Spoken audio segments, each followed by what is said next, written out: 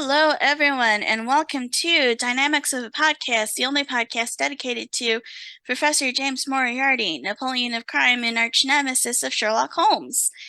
I'm Madeline Quinones, and I am joined by my lovely co-host, Dixie Parkinson. And today we have a returning guest. We're very excited about that. Charles Kindinger is coming back to talk with us about the new season of his Moriarty series on Audible. It's titled Moriarty: The Silent Order, and I noticed recently that they're labeled as books, which is very cute. Yes, I noticed that as well. Yeah, so that's what's going on here. That's why the different titles. And we're very happy to have him back. Unfortunately, Elliot Blake isn't returning this time, and we're gonna miss him. But this is kind of a weird time of year to be doing such things. We are recording just one less than a week away from Thanksgiving right now. American Thanksgiving, that is. So it's a lot. And I am just gonna warn everybody too that, I'm so sorry. I am tired today. And that's because last night I was out partying with the Ripston Pippins of Michigan, who were celebrating their 35th anniversary. So it's a Detroit area science society that is 2 years older than me. And it was my first time going to a Michigan Science Society. And yeah, I actually haven't attended very many Science Society meetings in person. And usually they're events too. So that's the funny thing. But it was such a good time. It was a wonderful, wonderful evening, good program, excellent speakers. Ray Betzner and Steve Doyle each gave talks. And, sorry, Steve, but Ray is special. Like I will listen to Ray give a talk anytime. He's one of my favorite Sherlockian speakers. But Steve was great too. Ray talked about Vincent Sterrett because, of course, that is what you get Ray Bessner to talk about. if you're pulling him to Detroit all the way from Williamsburg, Virginia. Steve Doyle gave a talk about the importance of science societies. And the neat thing is that a bunch of people from all over came and visited. Steve is part of the illustrious clients. He wasn't the only illustrious client of Indianapolis there. Rudy Altergott from Chicago. Of course, Ray from Virginia. Mike McSwiggan from Ohio, and some other Michiganders who are part of other Michigan groups. And it was just a really good time. And then afterwards, a handful of us who were still left, went out for, after party drinks. And, it's like Heather Hinson said on our St. Louis recap. There's no better time than gathered around a table or something with a handful of Sherlockians late at night, having drinks and chatting and hearing all these wacky stories. It's so much fun. And come to find out, it's even better when you have junk food.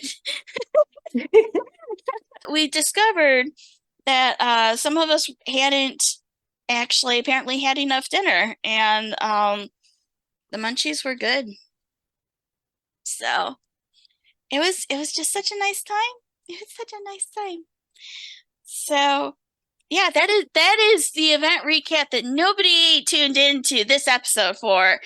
And here's Charles entering the waiting room right now, so we are going to cut right to him. All right, well, Charles, welcome back to the show. We're so happy to have you back. Thank you so much for coming back. It's great to be here. Thanks for having me back. Yeah, absolutely. All right, so first first thing, I mean, we were so excited when we found out that you got a Yeah. second season. When Hmm. was it greenlit? Because it just came out of nowhere, it kind of felt like. Yeah, well, the way it works with Audible is, at least for us, was we Devil's Game came out in July of last year, 2022, and they take their time to kind of see if people are listening, if people are interested. They have a lot of data on those types of things. They can see, did people listen all the way through? Did they drop off somewhere? Did, there's obviously ratings and reviews on the website. So a lot of that was just kind of us waiting around to see if there was any appetite for more. And in October, we found out that there was, and I had kind of come away from season one. Well, I call it season one. Some people call it book one. Um, I had come away with some ideas for where it might go next if we were so lucky to get a second season. And lucky enough, they came back to us in I think it was like September, October time, where they said, "Yeah, we'd love to hear, what you think you want to do next." So I pitched what I thought my vision would, or I pitched my vision for season two and season three, honestly. And then we had to wait a little bit for them to kind of, think it over. And we got the green light, I want to say late October, early November. It's all kind of a blur to me. But very quickly after that, when they said yes, we started, and I say the royal we, a lot of it is at the beginning is me by myself. Mhm. But I do have, Elliot and the Treefort team alongside, helping craft ideas, doing story conferences and stuff like that. So we kicked into high gear pretty quickly after that and started sketching out, what the specifics of season two were going to look like. And then we got to writing. The writing was most of the first kind of 3 or 4 months of this year. So what year are we in? 2023. So from January to maybe, I mean, April, May, we were doing most of the writing, and we were trying to get it all done before the actor and writer strikes were happening. Specifically, the actors, because we weren't sure if people like Dom would be able to record with us if they were on Mhm. strike. So there Mhm. was a lot of pressure to go fast, fast, fast, Oh and man. yeah, and then the first season, I wrote it kind of casually over on and off over the course of maybe a year. And this one, the time for writing was compressed quite a bit in Mhm. comparison. So had to go fast and to make our deadlines. And then Audible really wanted it to come out in October, November of this year. So we kind of had a date in mind to hit. And so working back from that, when you factor in recording and giving the editing team and the sound design team the time they need to do their magic, we moved very, very quickly. Ooh. I'm getting stressed out just listening to that because I Oh, I can I can kind of imagine it. yeah, I mean, it wasn't, we did the best with the time that we were given, I would say, Mhm. from a story standpoint, and knowing that we had to hit these deadlines and be a good partner to Audible. We're very happy with how everything turned out. But you're right, it was a very stressful kind of like, I would wake up and I'd be like, I've got to write 10 pages today, and I don't exactly know what those 10 pages are going to be yet. So it's a lot of that. A lot of I joke because we took my wife and I took a vacation to Hawaii in the middle of it, and most of the time was spent with me in the hotel room writing. Oh. So I'm going to be going back to Hawaii now that we're not writing.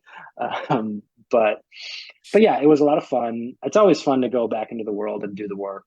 Mhm. But there was a little bit of pressure, mostly because we wanted to make sure that we would be able to record, the actors that we wanted to Mm. include. So Right.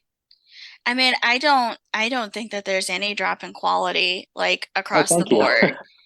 I think that it's very consistent with the first Yeah. season. Good. Well, you are my audience. Honestly, when I sit down to write these things, I have a few people in my head of like people that I feel like will appreciate not only just like the top level, surface level plot and stuff like that, but also the Sherlockian nuggets that I try to spend a lot of time, especially early on in the writing process, kind of identifying those Easter eggs or those like, here's where we're going to do, a riff on a certain story, or we're going to bring back a certain character in a new, exciting way that hopefully doesn't upset the diehards. But um, yeah, so it's really good to hear that you felt the quality, despite the rushed production schedule, didn't drop off. No, not at all. Yeah, Yeah, okay. we had a great time listening to it. I listened to the whole thing, like basically marathoned it over the course of 2 days. It was a lot of Oh fun. wow, wow. I did it in one day and then I capped it off because it dropped the same day that the season finale for Loki dropped also. Oh And that was a lot of emotional damage in one day. yeah, yeah. I admittedly have not been able to watch any TV. I missed like all of the new Game of Thrones and Andor, all the stuff that I wanted to watch that came out Oh, kind of when we were in the. I'm kind of in the process now of catching up, and Loki's definitely on the list too. it was good. Um, yeah. But yeah, that was already a week ago. I started to give it a re-listen and didn't quite finish, but my memory is refreshed now on the parts that were starting to blur together because that'll just happen if you listen to 5.5 hours in one day. Trust me, I know all too well. It's all a blur to me. Oh goodness. So there was some cast shuffling. You got in some exciting Hmm. new names. One beloved name unfortunately had to drop out for Mm. whatever reason, and then also you have Curtis who came back as a different character. Oh, do you I want to talk about the casting? Yeah, I'll get into it. This is a thing that kind of happens in conjunction with Elliot, the director, the team at Treefort, all the creative people over there, and Audible. It's this ongoing conversation, especially as the writing is going. Who can we get back? Who wants to come back? What are the new roles that we are going to need to fill? And unfortunately, we weren't able to get Billy back this time, but we felt, getting Ross McCall to come back to come and do Moran was a real treat, and we had a lot of fun with him, and I think he knocked it out of the park. Different maybe for our listeners, if you were to come in from season one to season two, you might notice the different person, but the character always remained the same, and the way Yeah. that person acted and his loyalty to Moriarty and hopefully the fun of their relationship still came through. For me, one of the highlights of the whole series is the relationship between Moriarty and Moran, and I think the fun of that was definitely still there in this season. Mm-hmm. Good, yeah. Yeah.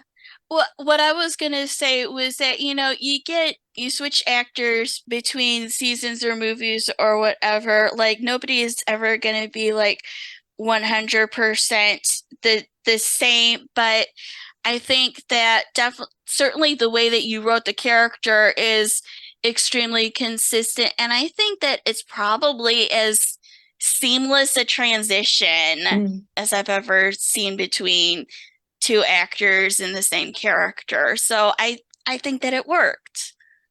Good. Well, to be honest, that news that we were going to make the switch didn't happen until kind of later in the writing process anyway. So I was writing. I always write the characters, and then you hope that the actors will come back, or that somebody new will pick up the mantle and do just as good of a job. But to me, the writing was going to be the same no matter what, no Hmm. matter who we had voicing it. So that was Moran. And as for Curtis, I have a soft spot for Curtis. I love the guy. I've always loved his work, and we had such a blast with him in season one as Inspector Gregson. And had I known perhaps that we were going to have such a great time, I might not have killed Gregson in season one. And so when we were writing a new part, this Boss Duffy character, who's an American character and kind of a new bad guy in our Moriarty verse, I always knew in the back of my head it'd be great if Curtis would come back, and do this part. And I thought it might work for the listeners as well because it's a completely different character. He's an American, and he's got a totally different vibe. And I think Curtis came in and really knocked it out of the park. And Curtis is always my litmus test. He's one of the first, Sherlockian scholars to experience the material. So he can tell me maybe if I'm getting things wrong or where I'm going astray. But luckily he digged the idea, and so it was great to have him back. It was a lot of fun. I was like, wait a sec. I was like, wait a second. Is that Curtis? Is it? Oh yeah, that's Curtis. Uh-huh. Yeah, he's too much fun not to bring back. And I tell you, if they give us a season three, we'll obviously try to find a part for him. He's just a joy to work with, and I felt like he might appreciate what we were trying to do with Boss Duffy, because we didn't do Valley of Fear beat for beat, which was my original plan when we started out on it. But because in our universe, Valley of Fear happens before the events of season one, we kind of had to. I wanted to pay homage to Valley of Fear, while also like we needed to take it in a slightly different direction for our creative purposes. And so that's where Boss Duffy kind of comes in. He is an amalgamation of the characters from Valley of Fear. So Yeah, and which is great because I also know that's one story that Curtis is a vocal, maybe champion's too strong a word, but he's very vocal about appreciating that story. I love it. So, And just to dive in a bit to like the beginning of the process for me, I started out when we knew we were going to have a second season. Valley of Fear was the first thing I read, because at least my understanding is it's the most canonically tied to Moriarty of the remaining stories. Final Problem, we had done Final Problem, and right. unfortunately Moriarty is not in a lot of the rest of the canon.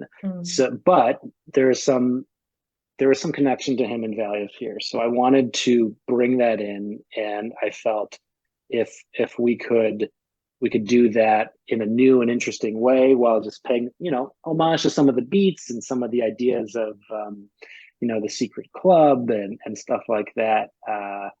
It would be a lot of fun, and I actually really enjoy Valley of Fear. It is not, in my opinion, very Sherlockian in terms of as a story. Like the bulk of the fun happens, in America, and with characters that we just meet for that story and have no real ties to Sherlock Holmes, and it feels kind of removed from what Holmes and Watson are doing in that story. But it's a fun story for me. It's about a cop infiltrating a secret society to bring people to justice. What's cooler than that? So when I read that, I was like, okay, we can do this with Moriarty and have some fun. Yeah, absolutely. Well, I think Valley's been described as sort of a proto hard-boiled detective story Yeah, yeah.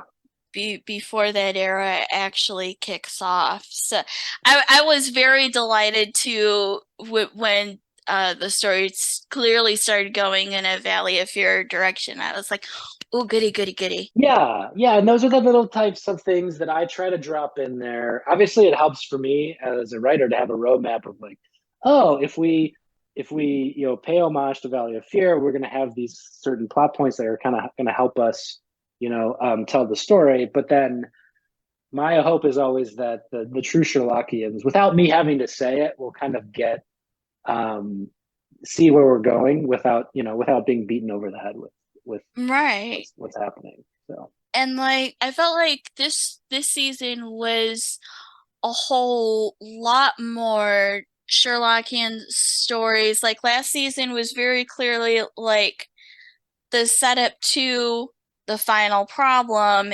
with redheaded leak thrown in, Devil's Foot. Maybe I'm blanking on something else, but this season was like we got Empty House, Valley of Fear, Charles Augustus Milverton, Second Stain, Scandal in Bohemia, and I loved it. Like as Yeah. each new piece came along, it was a lot of fun.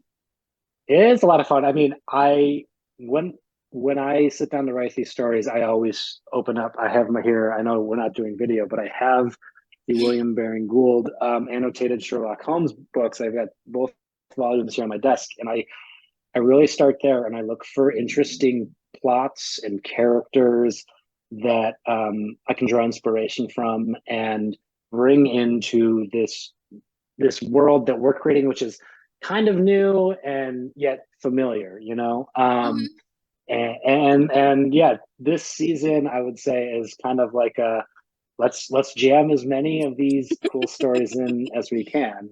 I hope there's more remaining because I hope I didn't use them all, but there's plenty of short stories, obviously, to pull Oh from. But yeah. I found these were the best for the story that we were going to tell this season. So something I'm curious about is when you were doing the first season, did you plan at all that you were going to bring Sherlock Holmes back if you did a second season, or was that something that came about when you were planning this one? I in the back of my head, I didn't tell anybody, but in the back of my head, I always kind of figured Sherlock Holmes would survive as well. Because I actually wrote before before the Devil's Game came out, I wrote what I thought the trilogy might be. Um, I wrote kind of like a little blurb, and it did involve Sherlock Holmes coming back. But we wanted to end the first one in a way that if there were going to be no more stories and it was just going to live on its own, that it would be a satisfying and complete experience for the audience. But I think the fun of this story that we're telling, there's a lot of Sherlock in it, and he's just a great antagonist to Moriarty's protagonism, right? And so to not bring him back felt like um, felt like it'd be a miss, especially when you have someone like Phil Lamar, who is such a Yeah. great actor and brings so Hmm. much to the part. I think the Sherlock Moriarty dynamic is just one of those things that we wanted to continue to explore. And it was interesting this season where we have them working together, which that's Yeah. something I always enjoy is when you have the hero and the villain forced to team up against someone else. Yeah, yeah. I mean, that was something that Audible really responded to in the pitch. So we again the royal we I really leaned into it with the writing, and it was a big challenge because we spent so much time in season one, kind of building Holmes to be the bad guy, and someone that Moriarty really loathes and would never want to certainly not want to team up with because he killed him at the end of season one, or at least he tried to. So the big challenge, sitting down to write was like, how are we going to get these two characters to kind of put their differences aside for a moment and team up? And the risk is people won't buy it, and I think we got very lucky that in the Milverton character, like we had a great villain kind of appear out of the writing process. This terrible woman who both men could decide, like, yeah, we can work together to figure this out. Yeah. So the first time that I heard that there's a possibility of Milverton showing up was back last January when you were talking with Ashley Polisek at the Yeah. literary agents. And I was just like, oh, yes, yes, I want that, please. And then, like, the announcement for the new season came out, and I was like, Dame Helen Mirren? Are you freaking kidding me? Yeah, that was a real treat for all of us. She's amazing, and yeah, I think in January I was probably just starting to do. I was in the. We had already gotten our green light, and I was in the process of kind of breaking out what the season would be, and had identified. Oh, I need. If you're going to bring in a big bad, and it's not going to be Holmes, who else could you use? And pretty quickly Milverton kind of rose to the top of the list, and I think I had a book, The Worst Man in London book, the annotated version of that I was kind of Yes. going through, and yeah, it was great. And what we didn't know at the time was who was going to be Milverton. The only thing we got from Audible was please, please, please make this a delicious role so that we can get someone cool to star in it. And so there were a few iterations of Milverton kind of in over the course of the couple of months that I was writing it. And we didn't know, would it be a man? Would it be a woman? How would the dynamic change? And so it kind of all came together in the last couple of weeks before we recorded Helen. Honestly, it was okay. Helen's interested.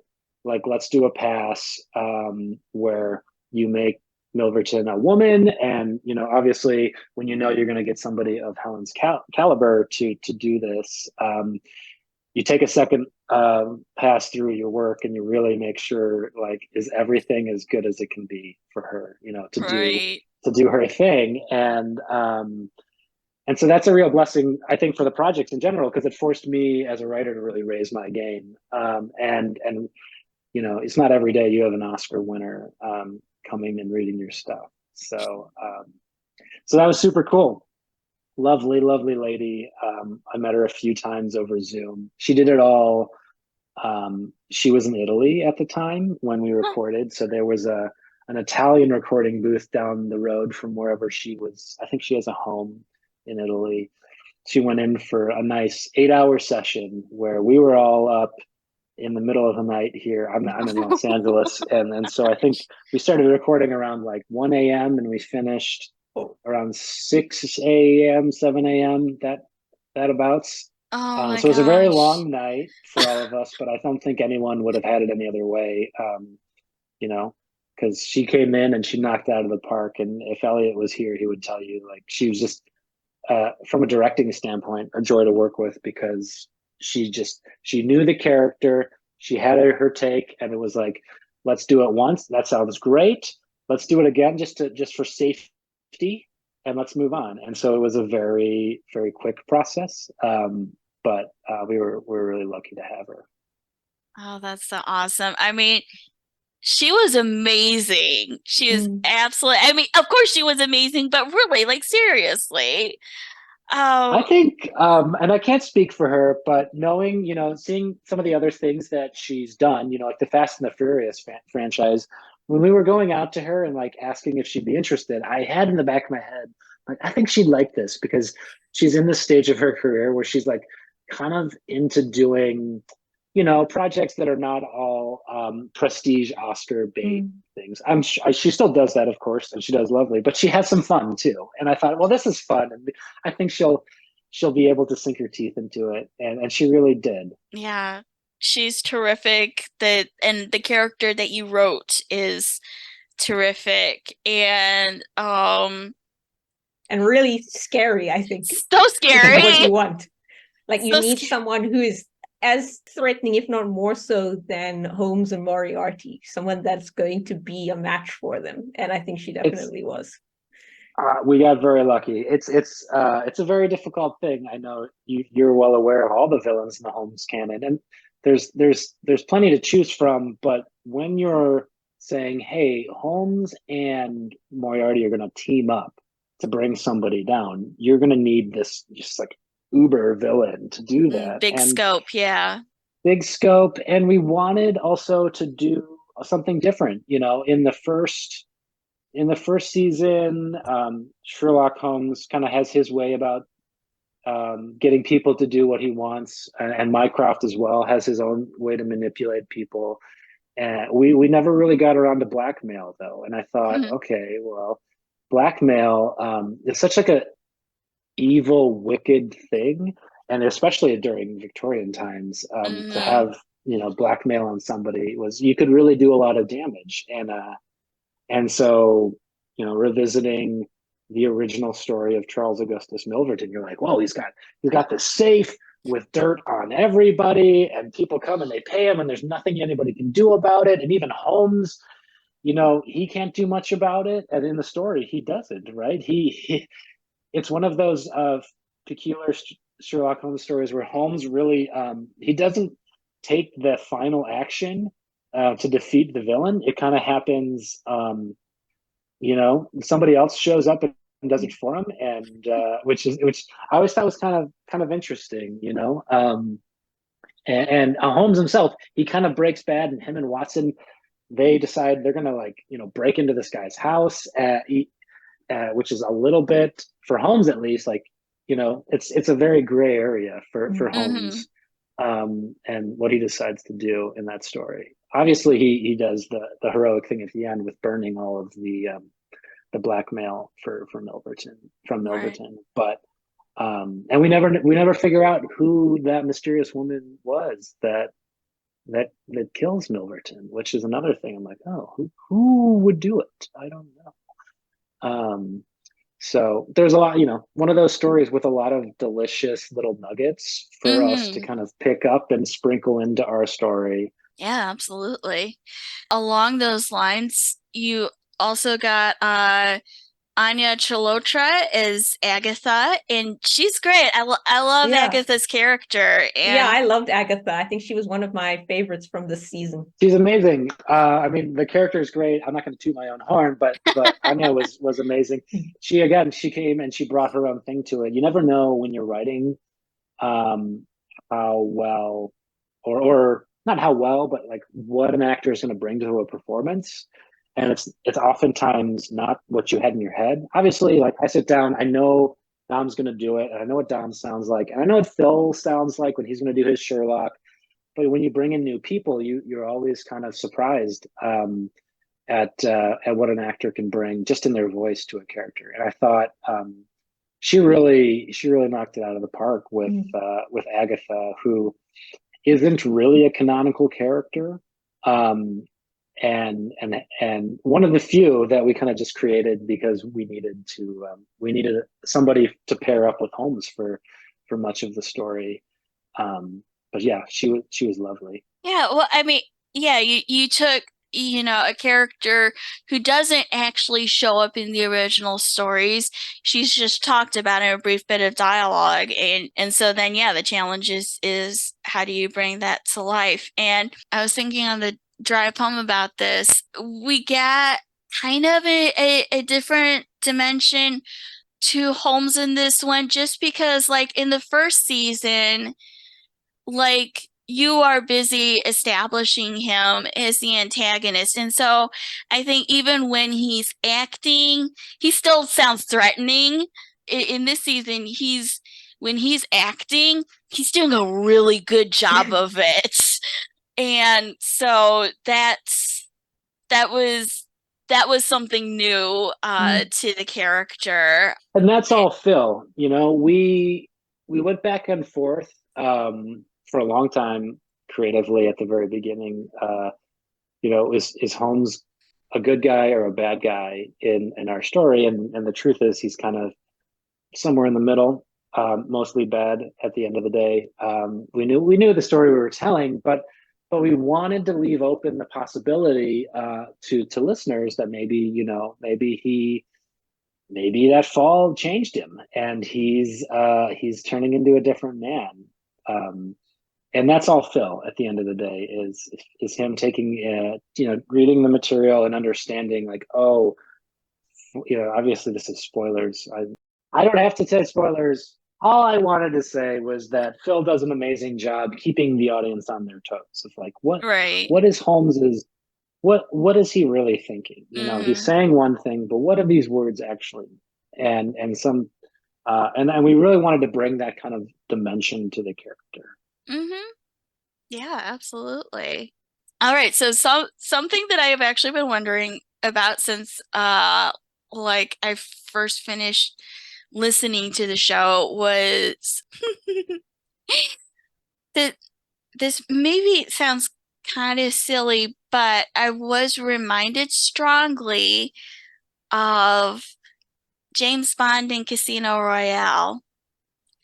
And I Hmm. was wondering with Moriarty and Irene, and I was wondering if that was going by your expression. I'm going to say that wasn't an inspiration, and that's just something that occurred to me. But it seemed kind of James Bond and Vesper Lind ish in I will terms say of I'm a things that huge happen. fan of that. I'm a huge fan of that movie, and I'm sure it leaks into my work, especially when you have, you know, this dynamic where you have your heroic male character that is working alongside a female character that is just as strong and capable and interesting as your male lead. That dynamic I referenced. I feel like I might have even used it more in the Devil's Game season Hmm. one. There are a few moments where I remember going back and I always knew like when Rose and Moriarty would kind of go back and forth. Like an intelligent woman and one of the few that are capable to kind of like keep up with Moriarty and even take the piss out of him sometime and remind him he's not as smart as he thinks he is.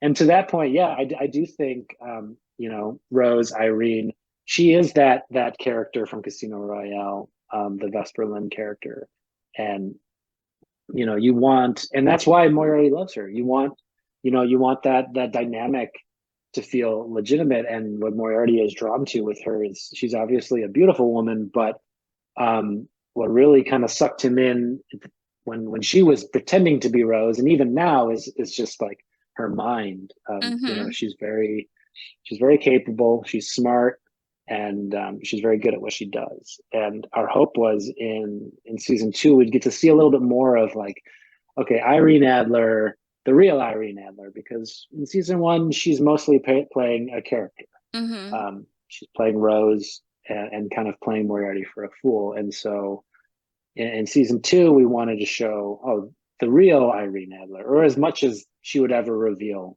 to someone, as a super spy.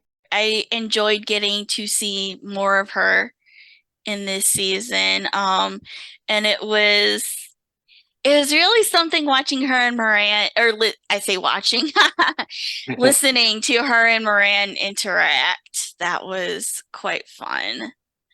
Yeah, well, you must remember Moran is Moriarty's best friend, and he spent all of season one helping him figure out this mystery, which really boils down to a woman stole his work, broke his heart, and just left him in this mess.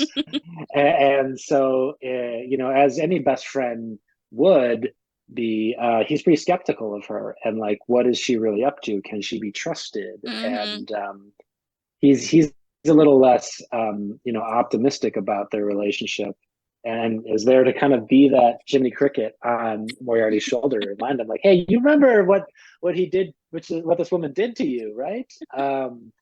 So yeah, and then when they get to butt heads, it's always fun. I think one of we always wish we have more time to put these characters in rooms and just kind of have them like bounce, bounce off of each other.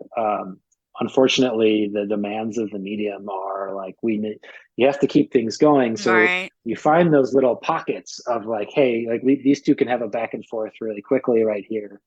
But I would have loved to see a lot more of that personally. And I actually wrote it. There's a whole episode. Fun fact for your podcast. There's a whole episode that was cut out of Oh, of season two Oh, for the best, I yeah. think. Um, it's one of those things. That's why we only have 9 episodes this time. I wrote 10, only 9 ended up being in it because we found we were not moving quick enough towards the things that I think people ended up responding to more, which is we really wanted to get to the Moriarty and Sherlock team up sooner. So we spent more time in New York at the beginning, kind of like Mm, exploring the world and some of those relationships. But at the end of the day, I think people really wanted to see Dom and Phil get in the same room and have these two masterminds yeah. to work Yeah. together and all the fun that happens kind of in the back half of the season. Yeah. Yeah. No, I sympathize. It's like, yeah, you want to have to just let these characters just go. You want to just watch them riff like basically like comedians do, and stand up Hmm. and unfortunately pacing doesn't like that. Pacing is a harsh mistress, and I get that. Yeah, and especially in an audio drama where I think maybe in a book, you might be afforded some more time to just chill and like enjoy the world and nothing really exciting needs to be happening. But we're very worried about losing your attention as an audience. That's And fair. when things get slow and you feel like, oh, I could just like turn it off, like you may never come back. And so my first priority is making sure people are entertained and engaged and they want to keep going. And sometimes that means tightening up where you wish you wouldn't have to. Yeah. Well, now that raises another question. With this being an audio series the way that it is there a possibility that that these could be books someday, or like is it not possible maybe for that to work out? I think anything is possible if the appetite was there and people wanted there to be books. I certainly have a lot of stories to tell in this universe. Some that are maybe not directly related to the Moriarty Sherlock kind of core plot line. I think there's a lot of Hmm. fun things to talk about and explore with Moran and maybe his Mm. life before he met Oh, we would Moriarty. definitely enjoy that. So much want. Yeah, I think he's lived a pretty cool life before he ends up in that prison with Moriarty in episode 1 or 2, and that'd be fun to just kind of explore like what was he up to, how did he get there, and same with Sherlock. I think there are fun stories where you could kind of take other adventures that aren't being used in like our main timeline and kind of see like what are the things that him and Watson were up to before the story started. So certainly, yeah, I think as a writer, you always want to tell more stories. It's such an amazing sandbox to play in. Hmm. Um, as far as books, I'm not a novelist by trade or a prose writer by trade. It's one of those things I've always kind of wanted to explore, but right now, audio dramas are kind of where I'm focusing most of my time between that and film and television. So maybe in the future we'll see. There's anything is possible, especially if people want it. So write to Audible, write to Treefort, and tell them you want to see it. We can make it happen. That would be amazing, especially a Moran book. I think there would be maybe not a lot of people, but a group of very dedicated people who would be over the moon. Yeah, that's always the challenge. Yeah, Is how many people would be interested, and would people show up for it? yeah. I think maybe I can pitch Audible on a side adventure.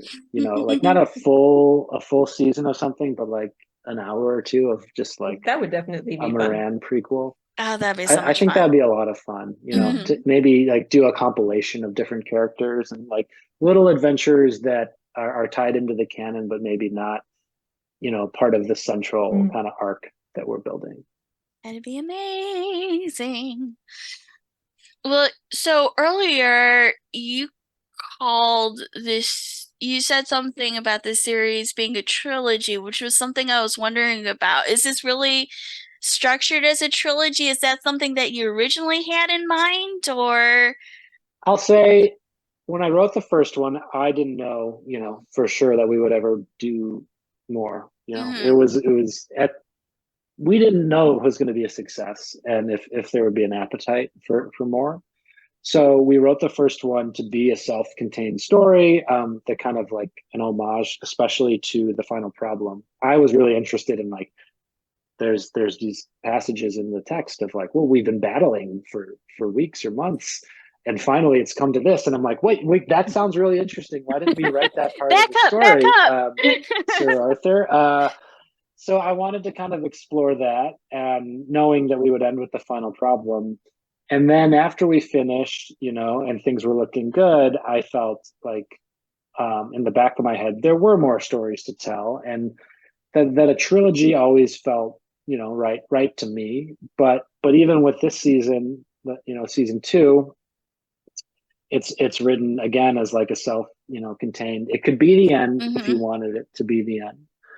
But if you listen through to the last scene, you might understand like, yeah, there's more stories to tell here. I don't know. And I have to ask both of you, did you listen through the credits? Yes. Yeah. Okay.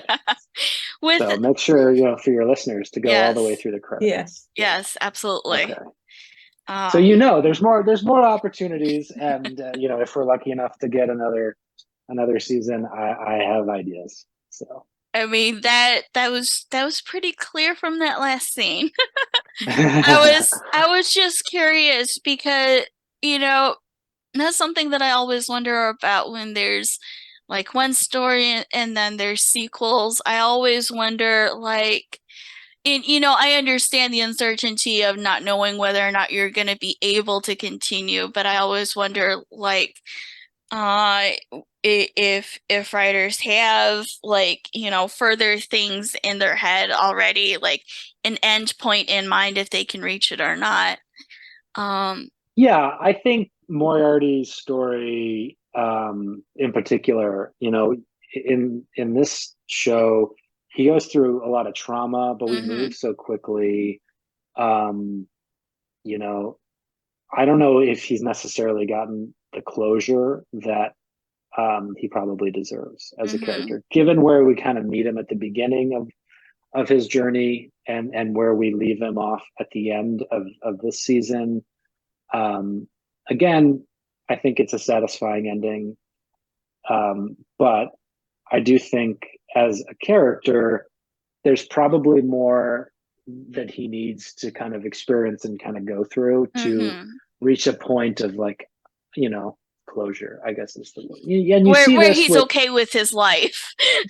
yeah, and dark threats aren't looming over the horizon and stuff Right. like that. Because here's a man who at the beginning of the story thought, oh, I found the woman I love, I'm gonna marry her, I could even stop being a professor and kind of leave the whole math thing behind.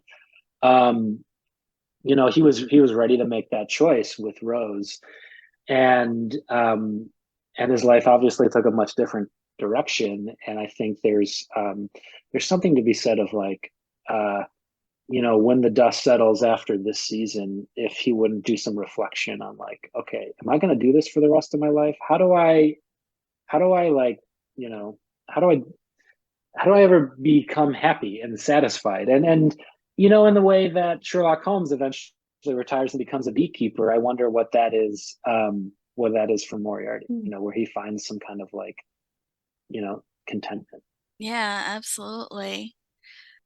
And I don't think that's something that many Sherlock Holmes stories at all have ever touched upon, is like an ending for Moriarty that doesn't involve him either going over the falls or some equivalent of that. Right, right. Well, this is what we're doing here. And, we're telling his side of the story, and we try to, as much as possible, bring in elements of the canon, that kind of can help facilitate telling that story. But it is, there's a lot of unknowns with Moriarty, and as a writer, again, it's a great. There's a ton of blue sky in terms of like where he could go next, and who would go with him, you know, and what a happy life might look like. So now I'm this is just totally crack fanfic that my brain just generated, but Moran and Charlotte having a kid in Moriarty is just making sure that the kid knows their maths correctly.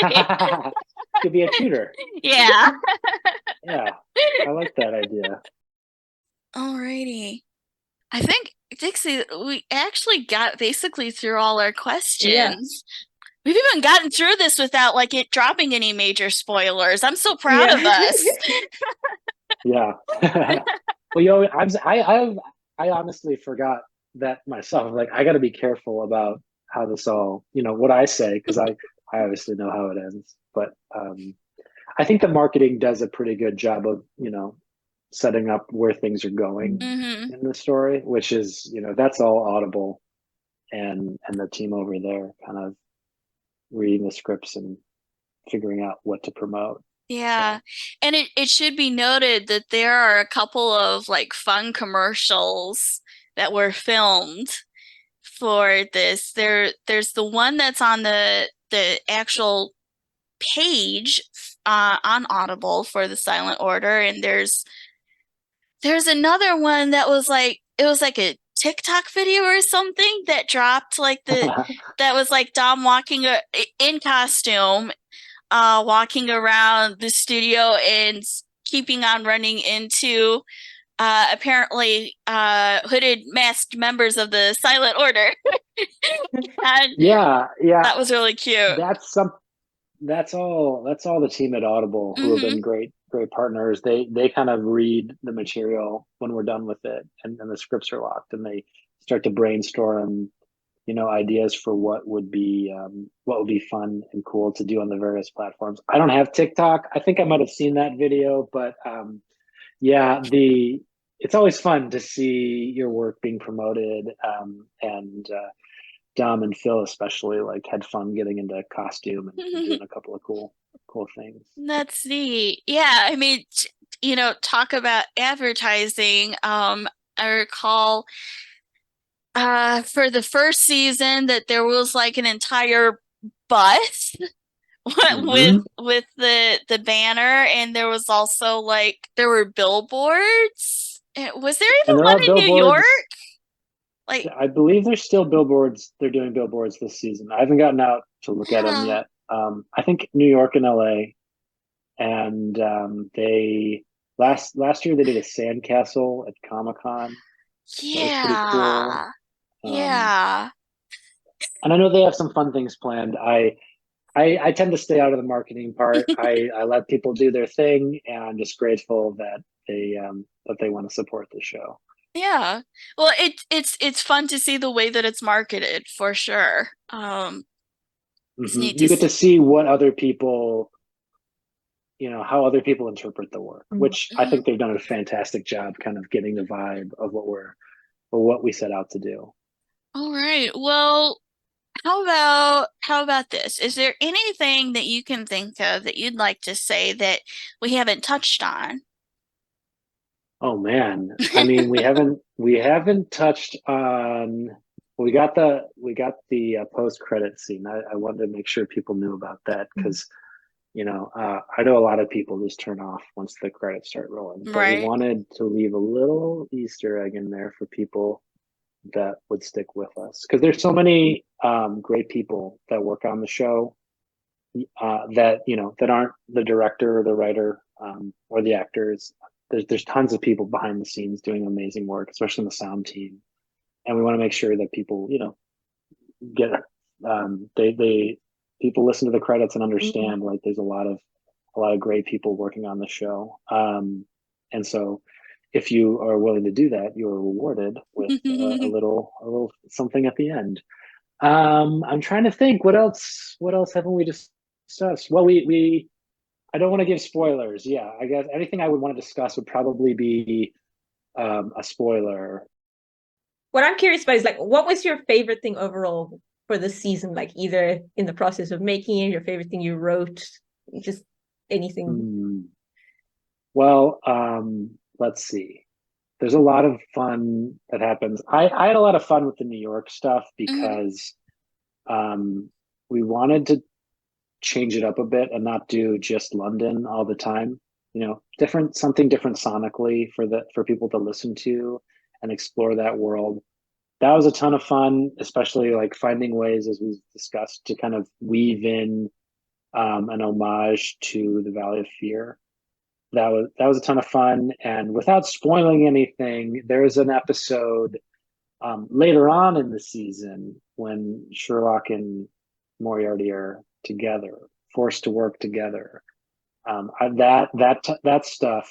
I guess there's a couple of episodes that I had a lot of fun writing, where they, have to solve a mystery or they have to get out of a jam, and a lot of the fun of that dynamic is just them kind of like one upping each other, where like, oh, I've got an idea. Well, I've gotten a better idea. Well, your idea stinks, and here's why. And they're the two brilliant minds kind of bickering, but like ultimately realizing that they kind of need to work together. That's always fun. And there's a couple of great episodes, especially in the back half of the season that kind of dive Hmm. into that. And so that's always fun. Yeah. Actually, yeah, now I thought of a couple of things, just a couple of comments. One is that I knew that the reunion of the empty house was not going to go as smoothly as it does in the canon, and I enjoyed the heck out of that actually. That was really Oh, good. Yeah, I love. I mean, the empty house is one of those great, great stories where you're like, how are they going to bring Holmes back? And I thought there are some, in my opinion, I don't know if I would have fallen for a bust in the window that like the canon kind of, and so we kind of make a joke of that Hmm. in the story. But yeah, it's another one of those kind of happy, I won't call them accidents because we definitely try to weave in the canon, but like kind of happy occurrences where we find like, oh, this would be a really fun story to kind of like weave in and do our version of that, pays homage, but also says, well, how ridiculous is it that somebody would fall for a bus just sitting in a window that's being turned every quarter hour by Miss Hudson or whatever it was? I don't know. I wouldn't fall for it personally, but maybe at that time people were more gullible. So. Well, and I mean, to be fair to Moran, he only got there right before he actually made the shot, so it's not like he was watching that bus the whole time. That's true. That's true. Um, I think that there's a lot about like the climax that's really satisfying.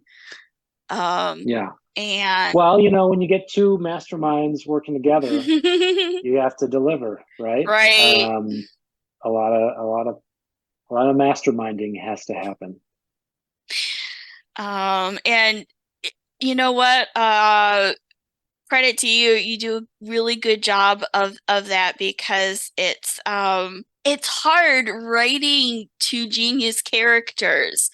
I mean, I don't write anything professionally for either of them, but I've written a lot of fan fiction. It's not easy, No, but you and write them both very smart, you know? I They're very I lean smart in what they heavily do. on Arthur Conan Doyle's work here to kind of bring that.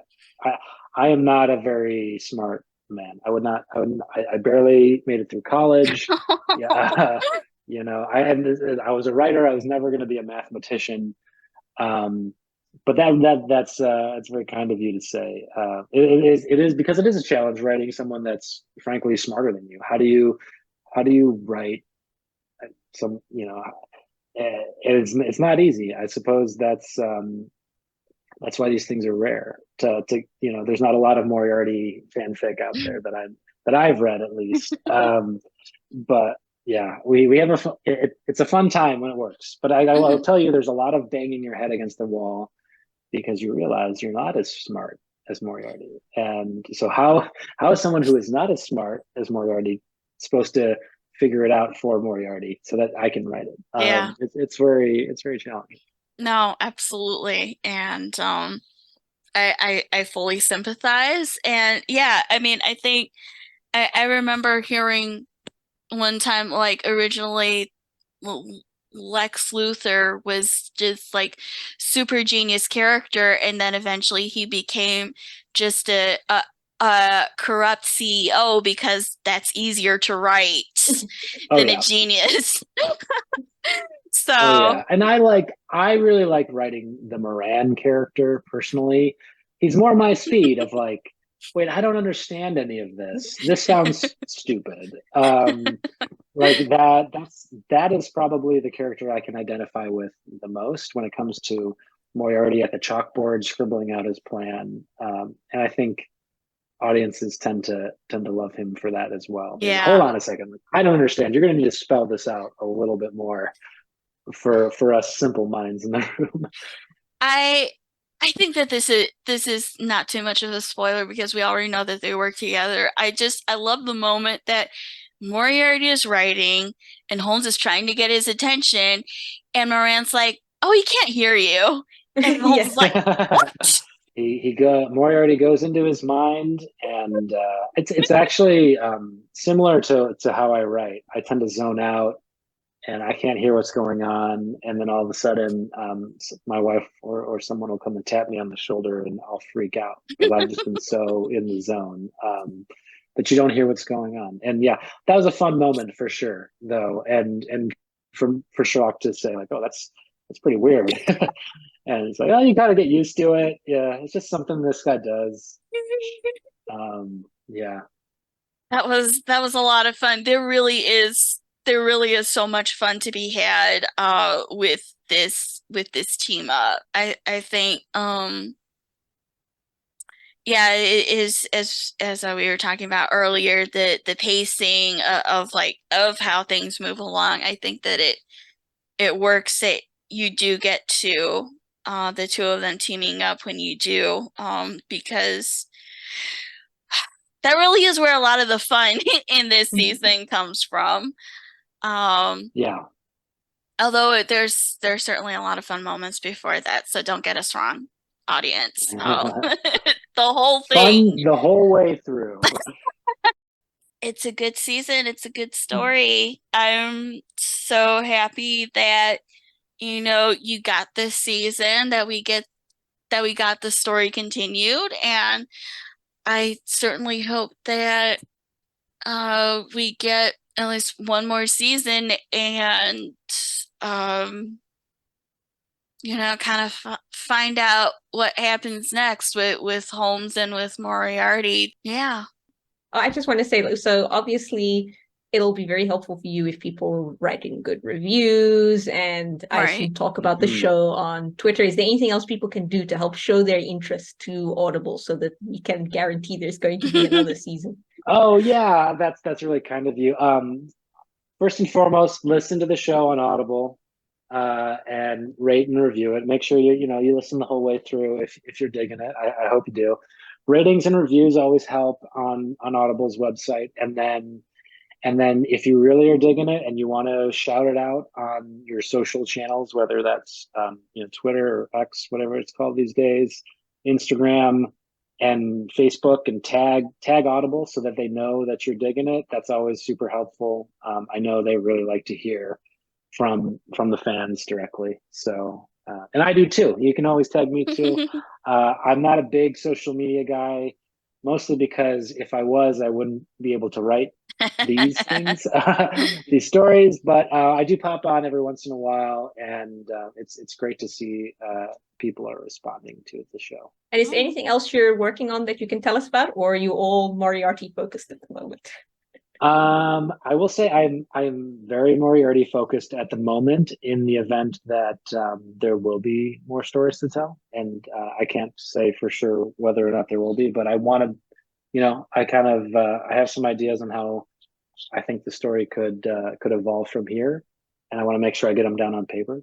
Uh, in the meantime, I have things in film and television I'm still working on, and kind of nothing I can really talk about right now, but hopefully I can come on again another time to talk about that. Oh, all right. Well, you kind of did tease Milverton before, although I guess that's when you were already greenlit. But is there anything you'd like to tease, maybe to help people get hyped up for uh begging for a third season? I don't want to write myself into a corner quite yet. I will just Fair say enough. the tease is in the last couple of scenes of this current season. Make sure you listen all the way through, and definitely through the credits. That is that is where we're going if there's going to Mm-hmm. be more, and I'll leave it at that. All right. Yeah. I mean, to be fair, that's enough. That is more than enough of a tease. All right. Well, Charles, thank you for coming back. This was a lot of fun.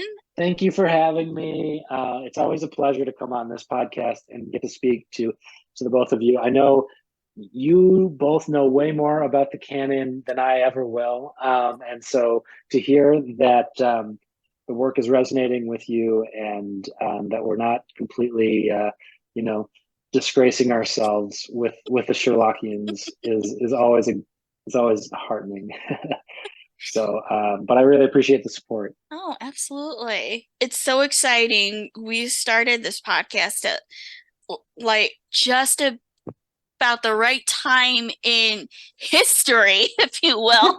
Like we had enough time to sort of get our feet underneath us before like a bunch of different things and new iterations of Moriarty started showing up to and including Daniel Davis on Star Trek, who we actually talked to this past summer, and that was really Cool. awesome. But yeah, it's been so much fun getting all this Moriarty content, like Yeah. all the Moriarty, Can't and have enough. and when creators like yourself are able and willing to come on and talk about your work, it's awesome. Yeah. So Well, yeah. I mean, I'll be honest. You spend so much time locked up in a room by yourself. Um, you're usually just talking to yourself most days. That anytime anybody responds to your work and wants to talk to you more about it, is always a very fun and gratifying experience. So I'm very grateful to be here. aw. Well, we have definitely been grateful to have you. All right, so closing out to the listeners, we are probably going to no, I am definitely going to set up a Blue Sky account for us soon. We will maintain a presence on Twitter, but I want it to be as minimal as possible because Twitter is awful. It's a dumpster fire.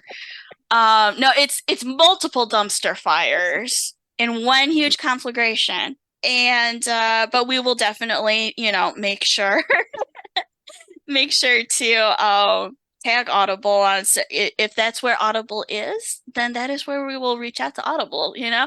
But let's see. Also, Patreon. If you are not supporting us on Patreon, we have different tiers of membership and goodies. And your guys' support would mean so much to us. And all our love to Brad and Beth, who cannot possibly help us in the entirety of our expenses, but we really appreciate the support and the love. And our next episode should hopefully be a sort of Christmas episode talking about Sherlock Holmes in the 22nd century with the clone Moriarty, which is still one of my favorite versions of the character because he's so super snarky. And we should have Claire Danes returning as a guest host, and that'll just be a lot of fun. And that should hopefully be sometime in December. And that's it, I think. So, not sure when this is going to drop, but everybody have a good holiday season, whatever you celebrate. and we will talk to you later. Yeah. Bye. Thank you. Dynamics of a Podcast was created by Madeline Quinones, with sound design and editing by Dixie Parkinson, and music by Joshua Harvey. We do this podcast purely for the fun of the thing. Thank you for listening, and please join us next time.